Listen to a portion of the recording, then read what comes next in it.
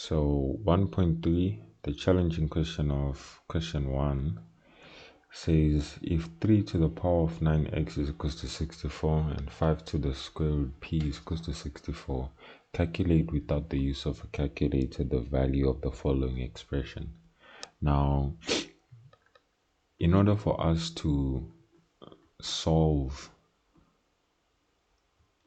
3 to the power of x minus 1 to the power of 3 all over root 5 to the power of root p, we have to recognize the similarities between these two. This is often a simple problem that we can do by trying to get this to look like that. So we have 3 to the power of 9x. I'm trying to get that to be 3 to the power of x or something similar to this. So let's see, if we work with this and take out the brackets, we would have 3 to the power of 3x minus 3 all over root 5 and square root p like that. Then this would be 3. We can leave this like that, but on this side now we see that we can write 3 to the power of 9 as 3 to the power of 3x to the power of 3. Since 3 times 3 will give us 9, we haven't changed much. This will then be equal to 64.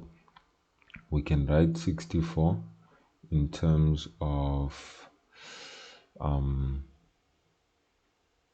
4 to the power of 3, or you can simply leave it as 64 and take the cube root of both sides. Doing so will give us 3 to the power of 3x is equal to the root of 64, which is just 4. Then this is this one. We can already see we've created some kind of similarity here.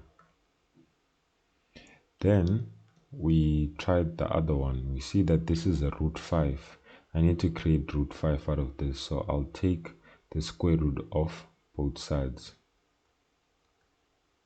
And taking the square root of both sides leaves me with root 5 to the power of root p is equals to root of 64, which is 8.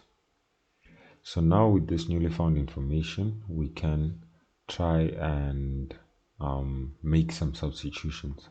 But first of all, we have to separate this on top. So if 3 to the power of 3x multiplied by 3 to the power of negative 3 all over root 5 to the power of root p.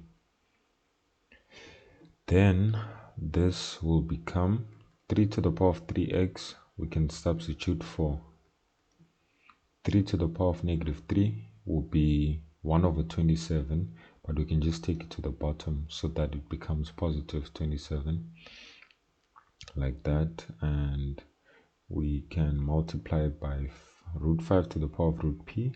That's also 8. Then you put this on your calculator or simplify.